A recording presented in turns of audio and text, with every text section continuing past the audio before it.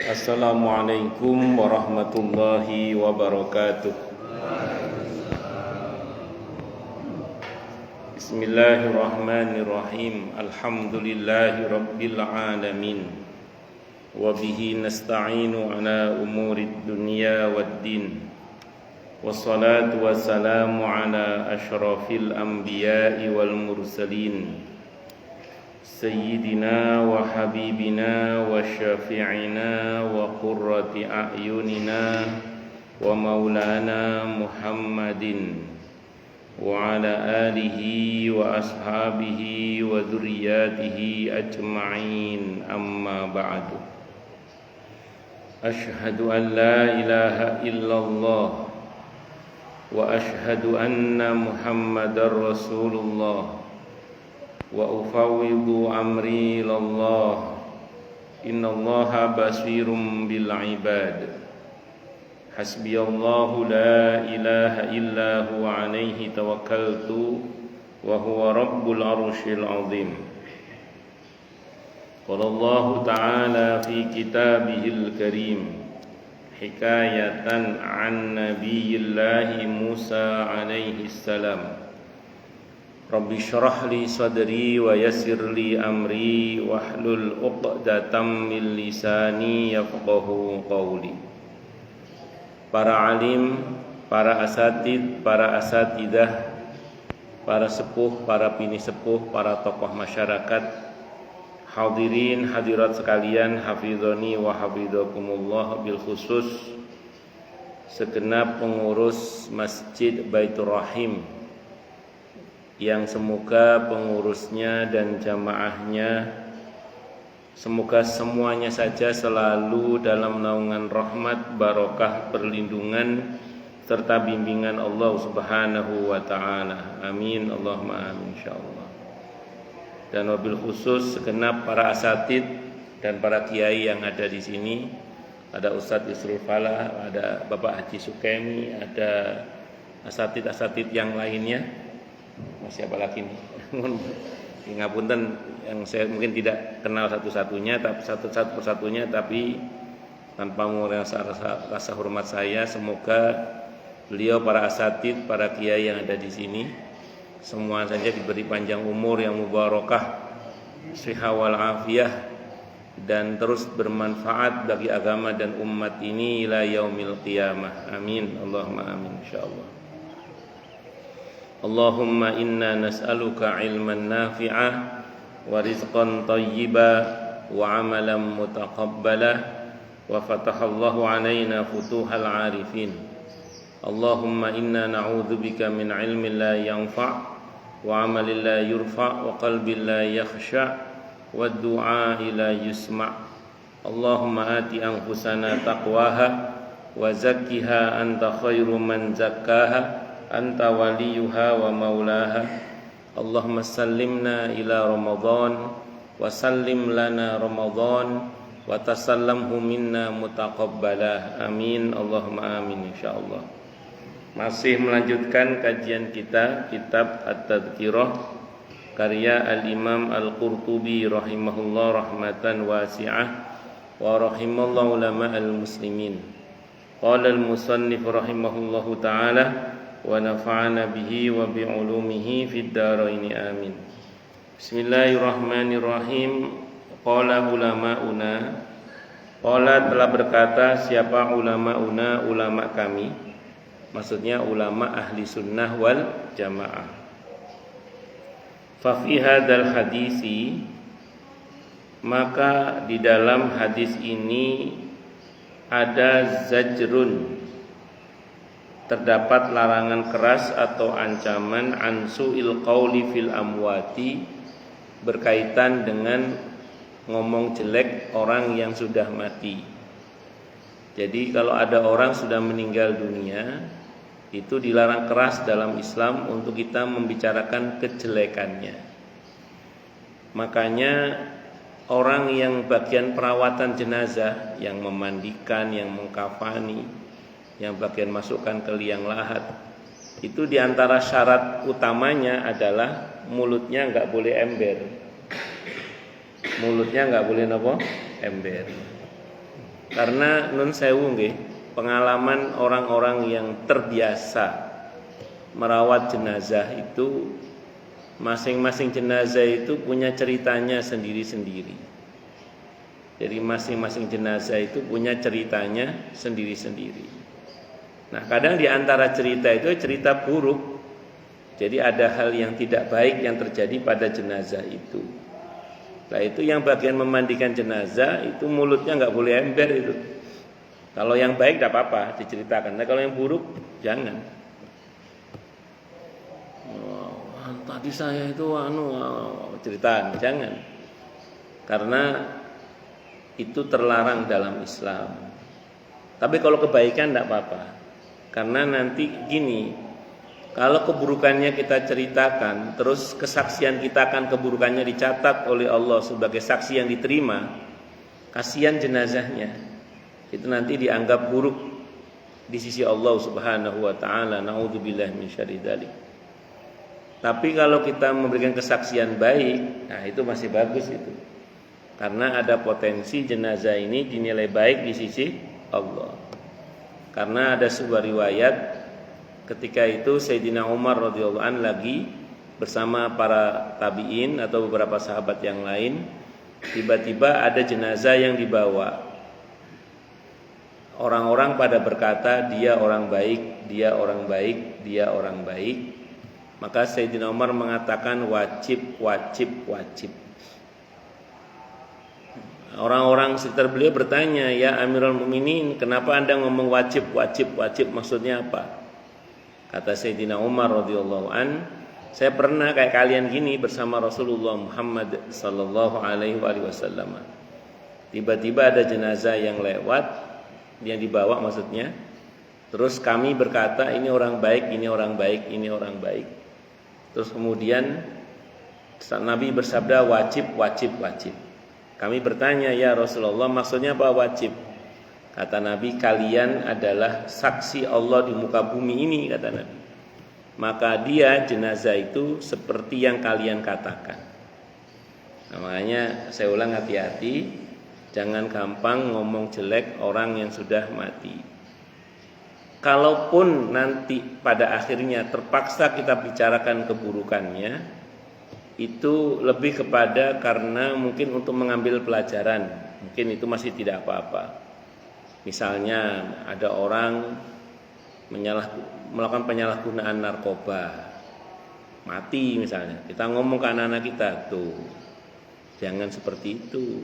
Kalau kamu begitu bisa kayak gitu. Nah, itu untuk ambil pelajaran tidak apa-apa. Silakan. Tapi sebatas itu aja, nggak usah terus-terusan dibicarakan. Kasihan jenazahnya gitu maksudnya. Nah, jadi kita sampaikan untuk dibuat pelajaran. Nah, itu ada orang mati karena gara-gara dia sering berzina, misalnya kena penyakit yang mematikan, yang membahayakan, maksudnya secara sunatullah ya. Ya semua dalam kendali Allah Subhanahu wa taala. Cuma secara sunatullah itu ambil pelajaran. Boleh tidak apa-apa. Sebatas itu aja. Jadi kalau dibicarakan terus kasihan karena dia sedang ditanya, kata Nabi. Tidak usah diceritakan keburukannya karena dia sedang ditanya. Allahu Akbar.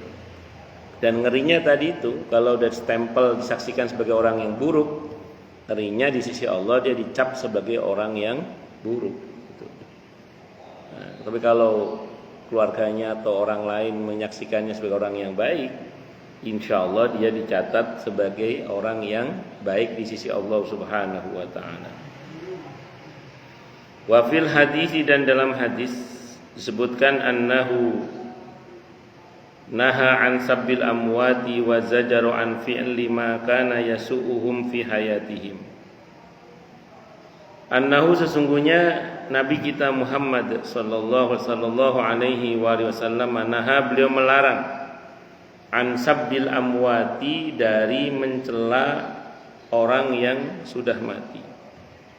Wa zajaro, dan melarang keras an fi'li ma kana yasu'uhum fi hayatihim, melarang mengerjakan sesuatu yang membuat mayit itu tersakiti semasa hidupnya.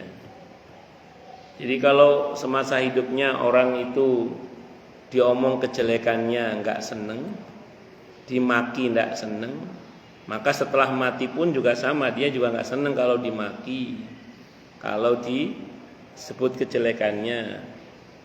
Maunya apa? Didoakan. Nah, saya mungkin pernah cerita di sini ya. Saya itu kalau ngajar kadang melintas di sebuah pekuburan atau pemakaman. Yang di pemakaman itu ada beberapa orang yang kelakuannya itu saya nggak suka itu. Wes gua nggak suka lah sama kelakuan orang yang di kuburan itu. Salah di antara penghuninya. Nah, saya itu pernah ngalami gini. Jadi kalau lewat kuburan yang itu, udah ngucap salam saya. Wes lewat itu aja. Gak saya doakan juga karena saya kesel sama di antara penghuninya itu. Sebagai manusia biasa nih. Nah, lama-lama saya itu mikir lama-lama itu. Ya ini alhamdulillah barokahnya ilmu ya. Mikirnya saya itu gini. Kalau saya di posisi dia itu pengennya diapakan? Didoakan. Ya tak dongakno wae. Sejak itu terus saya kalau lewat tetap assalamualaikum ya ahla dia. Saya doakan. Kenapa? Karena saya berpikir ya kalau saya di posisi dia pasti pengennya napa? Didoakan.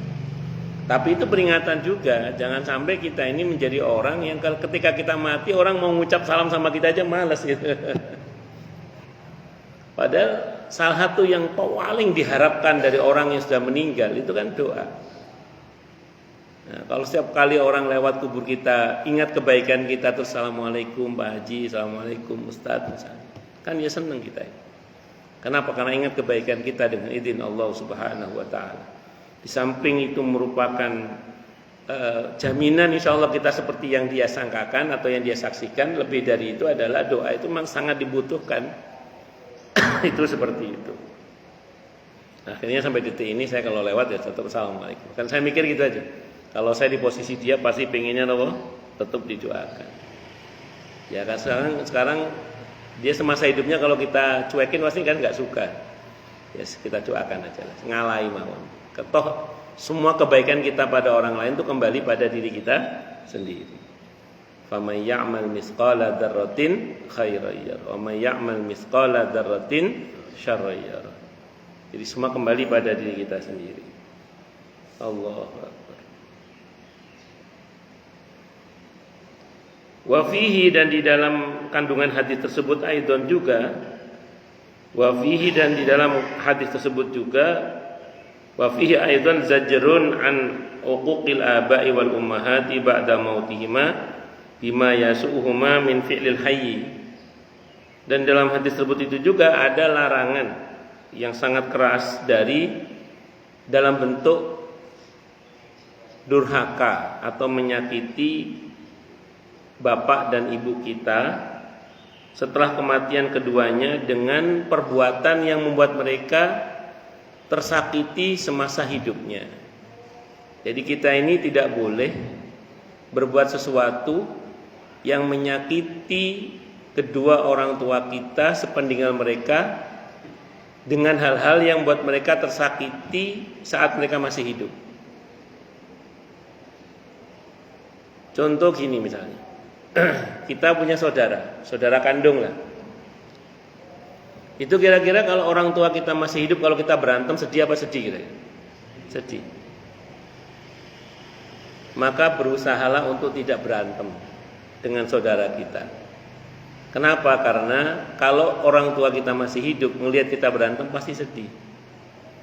Kalau kita akur, rukun dalam kebaikan yang Allah ridhai, kira-kira orang tua kita senang apa senang?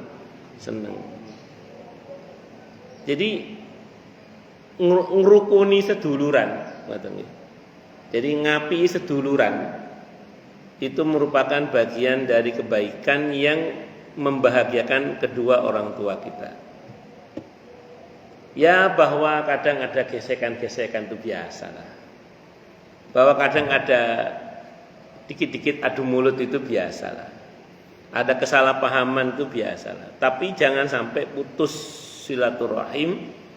Kenapa? Karena itu pasti menyedihkan kedua orang tua kita. Kalau itu disengaja, bisa masuk dalam kategori uququl walidain, durhaka kepada kedua orang tua. Di samping memutus rahim itu dosa besar, di samping memutus kekerabatan itu dosa besar, lebih dari itu bagian dari durhaka kepada kedua orang tua. Itu kalau kita dengan sengaja melakukannya. Kecuali mungkin kita nggak sengaja maksudnya bagaimana? Nun sewu nggih, fakta di lapangan. Kadang ada sebagian saudara itu yang kita nggak mau berantem, kita nggak mau perang, kita nggak akur, kita maunya rukun baik lah. Tapi kita diserang terus, kita dimusuhi terus. Ontos yang ngoten nggih.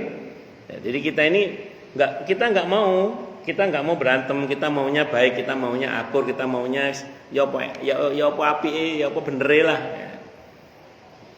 Tapi kadang saudara itu nggak mau kadang.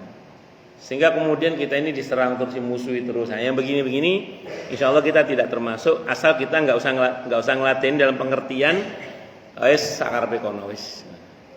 Sementing ini berusaha bagus gitu aja. Itu seperti itu. Makanya saya sering pesan ke banyak jamaah, termasuk untuk saya sendiri. Gitu. Kalaupun misalnya kita ada tidak cocok dengan saudara, nah itu jangan niat mutus. Paling niat sekedar menghindari keburukan yang bisa muncul kalau kita ketemu, udah gitu aja. Tapi jangan sampai mutus, jangan. Artinya kalau ada kebaikan ya, karena tadi kalau orang tua kita semasa hidupnya melihat kita berantem pasti nggak suka, maunya nopo rukun. Nah kita jangan sampai ambil bagian yang membuat orang tua kita sedih. Bahwa kita dimusuhi itu persoalan lain. Yang penting kita jangan sampai bagian yang memusuhi itu. Dan jangan niat memutus pokoknya. Rahim itu jangan niat diputus, karena mutus rahim itu putus rahmat Allah. Nauzubillahi min syarri dzalik. Ngoten nggih? Nah, adapun kemudian tadi saya ulang, ada gesekan-gesekan itu biasa. Dan jangan sampai, kalau bisa upayakan jangan sampai dulur koyo uwong. Sementara kadang uang kaya dulur. Lek uang kaya dulur sih mboten ora, dulur kaya uang niku anu. Kaya uang liya. Ya niki sareng-sareng nggih. Kita sama-sama menjaga napa? Hubungan kekerabatan. Faqat ruwiya fil hadis, maka sungguh telah diriwayatkan di dalam sebuah hadis, annan nabiyya, sungguhnya nabi kita Muhammad sallallahu alaihi wasallam, karena adalah beliau yuhdi, beliau memberikan hadiah, atau yahdi, beliau memberikan hadiah li sadaiqi Khadijah, untuk teman-teman dekatnya Siti Khadijah, sillatan minhu laha wa barron, karena ingin menyambung kebaikan yang setelah disambung oleh Siti Khadijah radhiyallahu anha, atau karena untuk berbuat baik kepada Siti Khadijah radhiyallahu anha. Hadisnya muttafaqun alaih, Bukhari Muslim. Nabi itu cara berbuat baik kepada istrinya yang sudah meninggal, Siti Khadijah radhiyallahu anha, dengan cara terus menyambung hubungan kebaikan dengan cara memberikan hidayah kepada teman-temannya atau kerabat-kerabatnya Siti Khadijah radhiyallahu anha. Sering Nabi itu kalau dahar dalam bahasa Jawa halus ya, kalau dalam bahasa Sunda dahar itu kasarnya. Jadi ketika makan bersama Siti Aisyah radhiyallahu anha, tidak jarang Nabi itu ada satu piring yang tidak dilibatkan tapi ada makanannya gitu ya. Terus Siti Aisyah bertanya, ini buat siapa ya Rasulullah? Ini untuk Khadijah. Di hadis yang lain ini untuk kerabatnya Khadijah.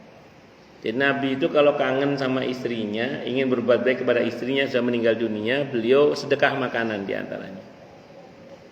Jadi mengingat orang yang meninggal dengan sedekah makanan, itu sebenarnya sunnah Nabi kita Muhammad sallallahu alaihi wasallam. Karena itu prakteknya Nabi. Jadi Nabi itu kalau ingat nun sewu istrinya, kalau ingat istri sudah wafat, beliau napa sedekah makanan. Itu seperti itu. Bahkan dalam hadis yang lain sampai motong kambing segala untuk disedekahkan, dihadiahkan kepada kerabat-kerabat atau teman-temannya Siti Khadijah radhiyallahu anha. Sebagaimana Siti Khadijah dulu senang melakukannya, beliau melanjutkan hal itu.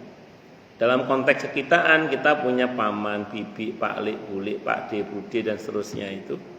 Nah, itu kepada mereka dulu orang tua kita senang, kepada mereka pun kita juga harus senang. Termasuk kepada teman-temannya orang tua kita. Wa idza kana al-fi'lu sillat wa in kana al-fi'lu sillatan wa barran kana didduhu uqubatan wa qati'atan wa uquqan. Nah, jadi sebagaimana dan apabila mengerjakan kebaikan dalam bentuk berbuat baik pada kerabat itu merupakan bagian dari menyambung kebaikan dengan orang yang sudah meninggal dunia, maka berbuat sebaliknya itu merupakan sebuah siksaan atau hal yang menyakitkan dan bagian dari memutus hubungan atau rahim dengan orang yang sudah meninggal tadi itu, dan itu merupakan sebuah kedurhakaan. Nah, jadi kalau kita berbuat baik kepada orang yang masih hidup itu dinilai sebagai sebuah kebaikan, maka berbuat jahat kepada orang yang masih hidup itu juga merupakan sebuah keburukan. Nah, termasuk ketika kita berbuat baik kepada orang yang masih hidup dan itu merupakan kebiasaan orang yang sudah mati dari orang tua kita, kerabat kita, maka itu juga merupakan sebuah kebaikan. Sebagaimana ketika beliau masih hidup. Maksudnya gini ya. Ini contoh aja misalnya. Kalau dulu orang tua kita yang sudah wafat melihat kita, tadi saya contohkan yang rukun ya, yang akur dengan keluarga. Misalnya gini, kalau dulu orang tua kita melihat kita menyambung hubungan dengan teman-temannya, dengan kerabat-kerabatnya itu senang, maka sebagaimana dulu semasa hidup beliau senang, sekarang sudah wafat pun beliau juga senang, dan itu merupakan kebaikan yang bisa kita lakukan sepeninggal beliau. Nah, sebagaimana dulu kalau kita ada crash, ada berantem dengan kerabat ataupun orang-orang dekatnya orang tua kita nggak suka, maka saat ini pun juga sama. Makanya kita berusaha menyambung hubungan baik dengan beliau-beliau itu. Itu seperti itu. Ini bagian dari kebaikan. Nah, sebagaimana berbuat baik itu dinilai sebagai sebuah ketaatan, berarti berbuat sebaliknya itu merupakan kedurhakaan. Kalau ini berkaitan dengan orang tua, tentu itu akan erat hubungannya dengan uqul walidain, nanti durhaka kepada kedua orang tua kita. Waqila, dan dikatakan yajuzu ayyakuna ma'nal hadisi al-mayyitu yudihi fi qabrihi mangkana yudihi fi baitihi idza kana hayyan fayakunu ma bi ma'na man wa yakunu dzalika mutmarran fil kalam. Jadi bisa jadi juga ayyakuna ma'nal hadis, makna hadis ini adalah al-mayyitu, mayyit itu yu'dihi fi qabrihi mangkana yu'dihi fi baitihi. Jadi bisa juga maknanya adalah mayit itu bisa tersakiti di dalam kuburnya oleh orang yang dia bisa tersakiti gara-gara orang itu saat dia dulu masih berada di rumahnya, dia semasa hidupnya. Idza kana hayyan, ketika beliau masih hidup. Fayakunu ma bi makna man, ma di situ bi makna man, siapa, wa yakunu dzalika mutmaron fil kalam. Itu merupakan bagian dari yang disembunyikan di dalam ucapan. Itu apa ya? Yaitu bahasa kaidah dalam bahasa Arabnya. Saya mau terangkan dulu gini. Jenengan punya istri. Istri jenengan punya orang tua. Orang tuanya sudah wafat. Terus jenengan tetap memuliakan istri jenengan, berusaha memuliakannya, berusaha membahagiakannya. Itu mertua jenengan kira-kira kalau dulu masih hidup beliau itu seneng nggak kalau anaknya digitukan?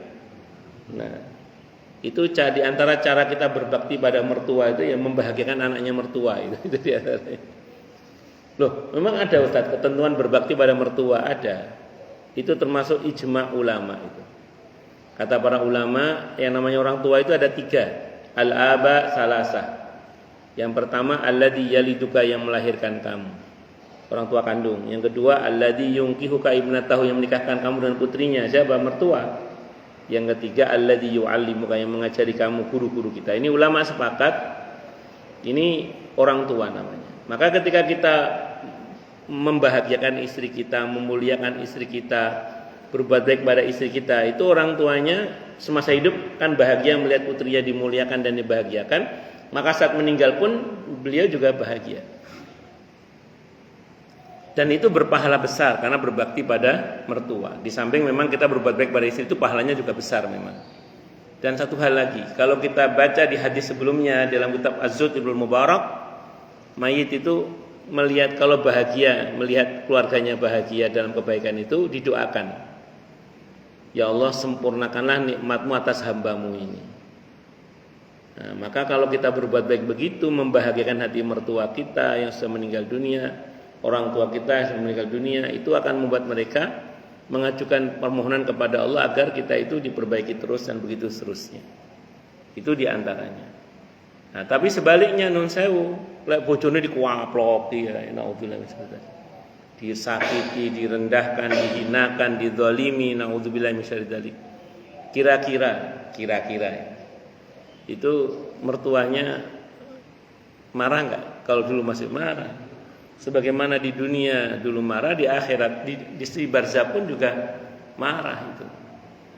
Itu yang mungkin saya pernah cerita di sini ya. Saya pernah cerita di sini mungkin. Ya namanya manusia, saya pasti ada salah-salahnya. Sehingga suatu saat itu ya saya pernah dalam tanda kutip lah ya, berbuat sesuatu yang mungkin itu andaikan orang tua mertua saya masih hidup saat itu mungkin tahu ya mungkin marah gitu. Dan ternyata betul beliau datang dalam mimpi saya saat itu, beliau sudah wafat ya. Datang dalam mimpi saya itu dimarahi sama mertua saya. Terus beliau nggak jadi marah itu gara-gara saya ngomong gini, tenang Pak, kulo cinta banget kok sama putri jenengan. Saya bilang gitu dalam mimpi saya itu. Tenang, kulo cinta banget sama putri jenengan. Cinta karena Allah. Nah, sejak itu beliau nggak datang lagi itu.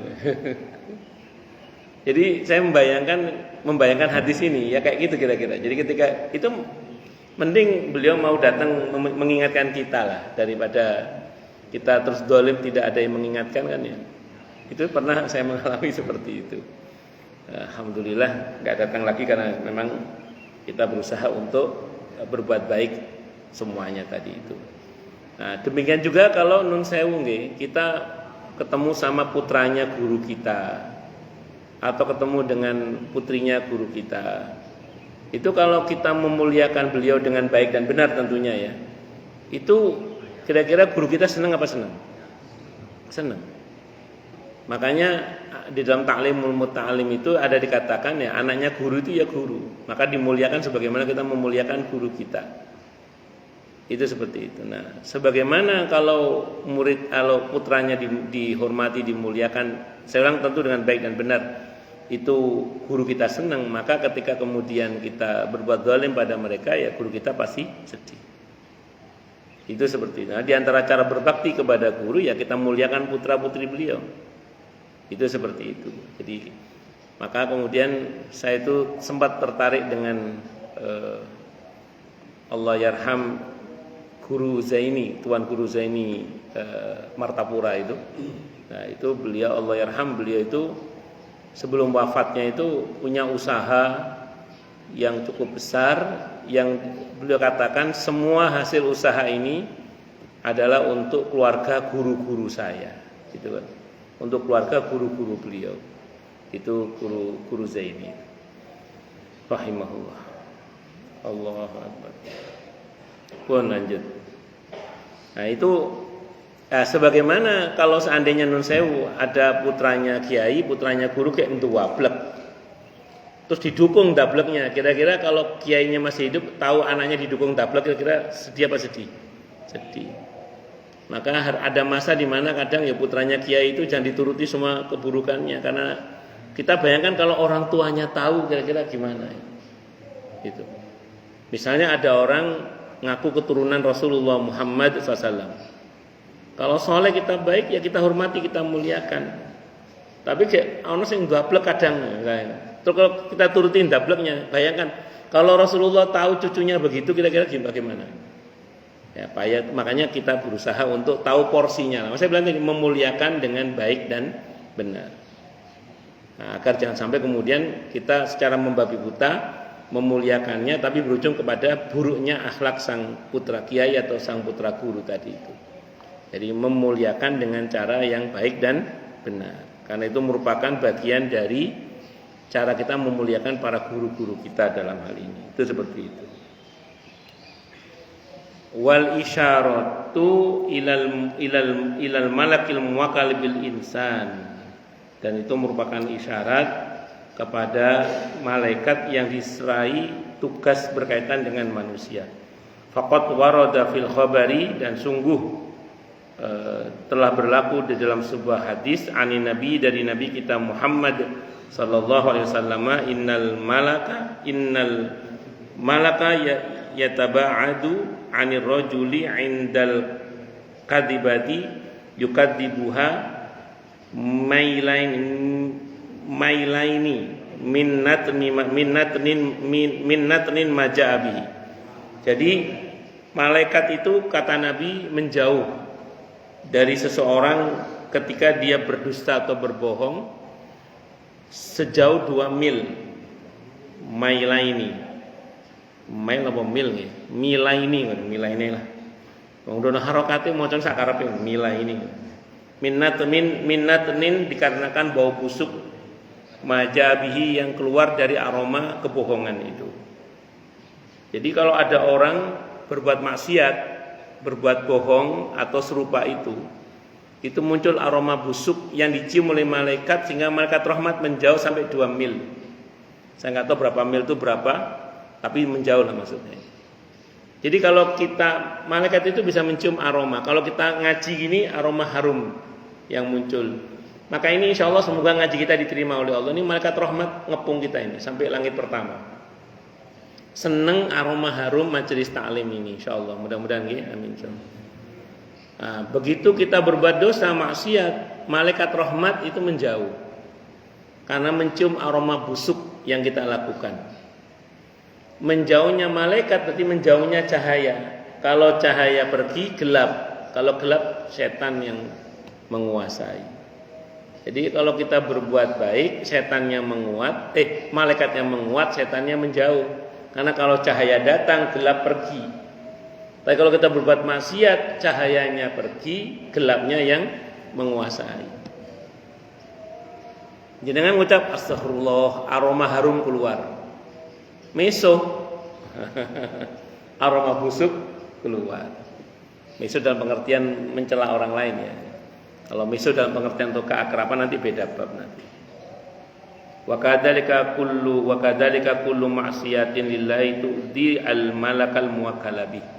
Nah, sebagaimana maksiat yang lain juga itu bisa membuat tidak nyaman atau menyakiti malaikat yang mencium aroma busuknya itu.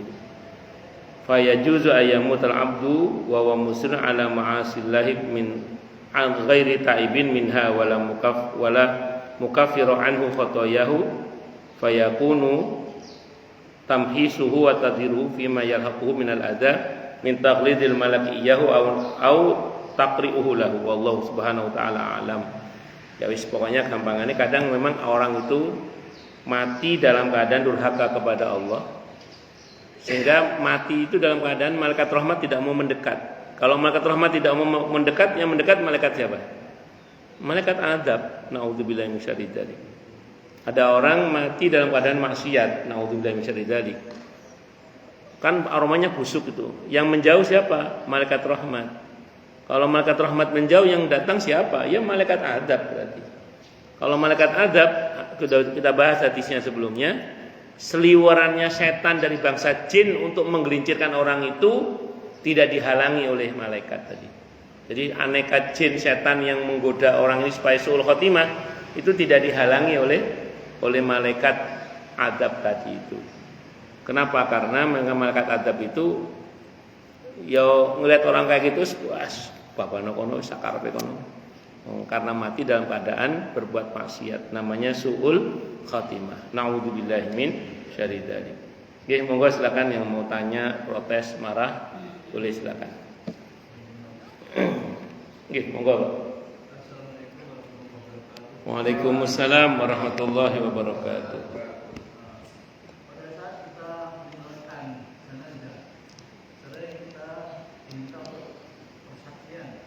Nggih.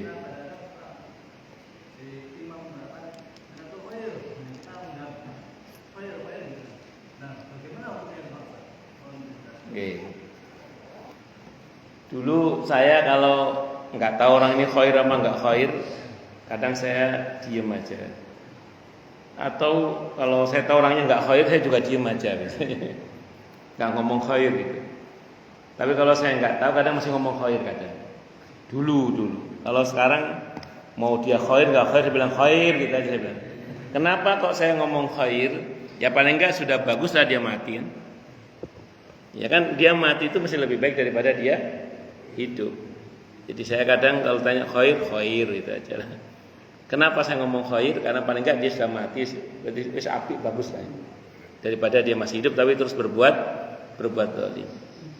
Nah, jadi jenengan terserah monggo mau ikut dia macam yang mau ngomong khair ya silakan. Khair dalam hati napa? Ya khair wis mati lah. Daripada di urip zalim terus mending mati ini ya. Itu seperti itu. Karena di dunia ini tidak ada manusia yang tidak bermanfaat. Semua manusia pasti bermanfaat, minimal jadi pupuk organik pas mati. Nah, kan ngoten nggih. Ada orang itu walau sejahat apapun tetap bermanfaat. Kenapa? Karena minimal pas mati jadi pupuk organik.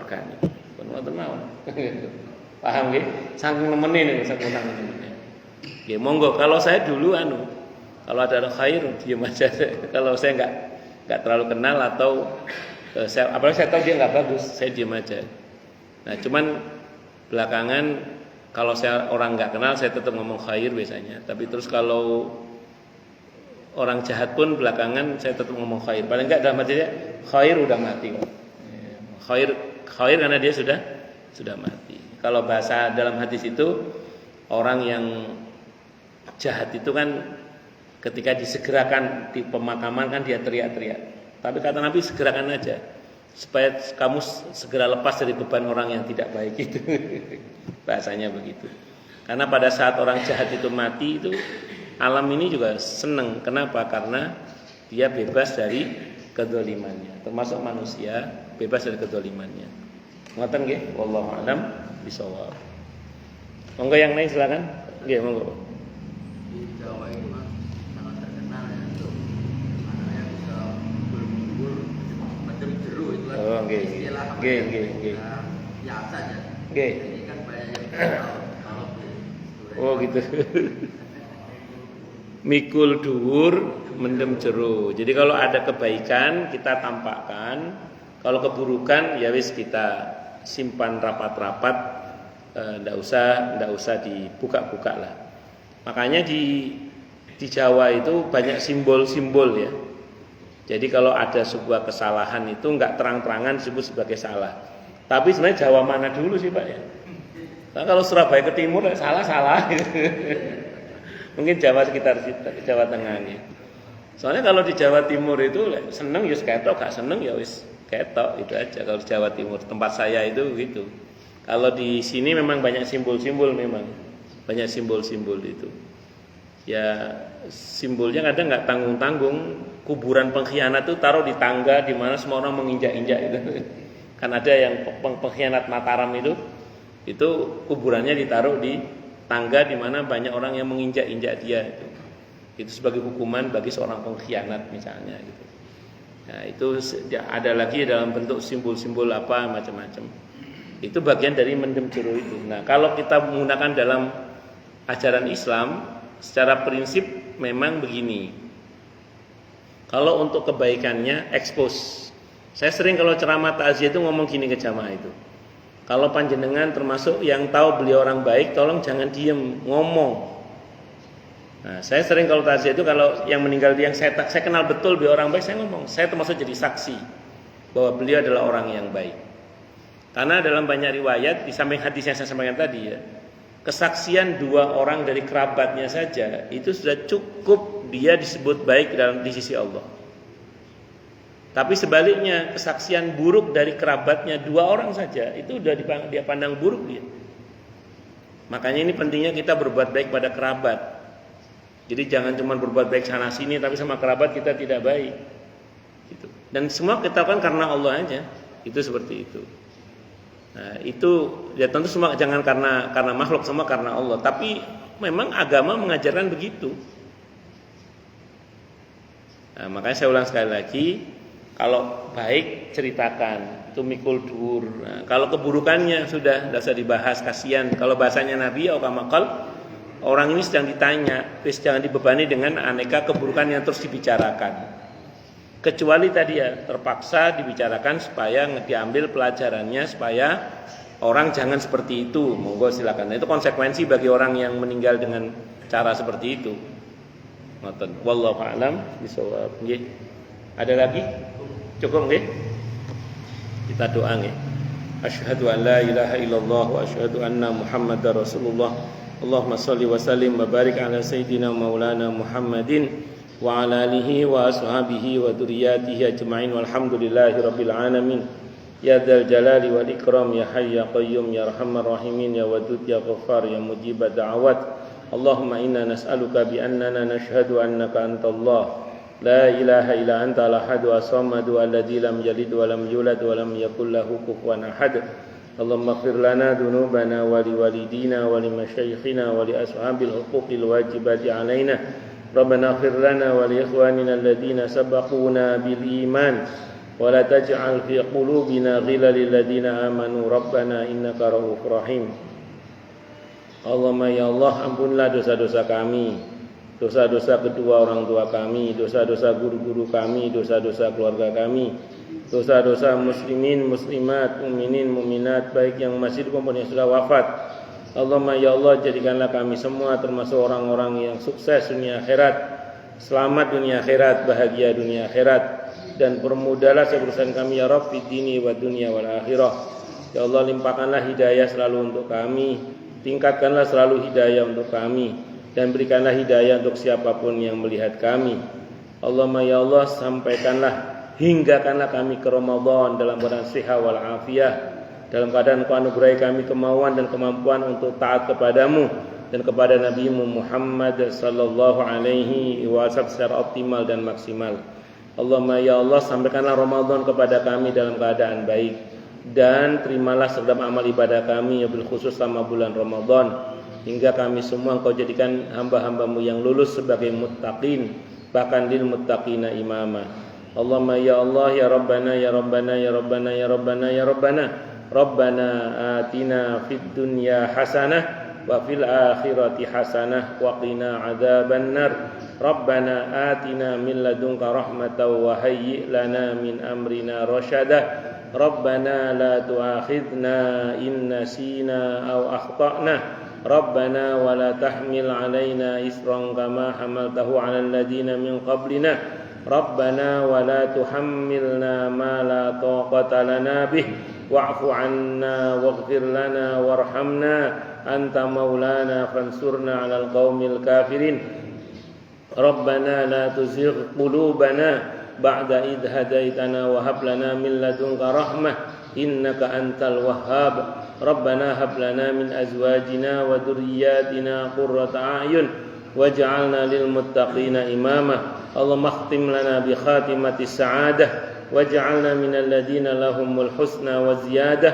Sallallahu ala sayyidina Muhammadin nabiyil ummah wa kashifil ghummah wa ala alihi wa ashabihi wa baraka wa sallam. Subhana rabbika rabbil izzati amma yasifun wa salamun al mursalin walhamdulillahi rabbil alamin. Subhanakallahumma bihamdika asyhadu an la ilaha illa anta astaghfiruka wa atubu ilaik. Sallallahu alaihi Muhammad wa ala alihi wa sahbihi wasallam. Saya mohon maaf. Wallahul muwaffiq ila aqwamit thariq. Assalamualaikum warahmatullahi wabarakatuh.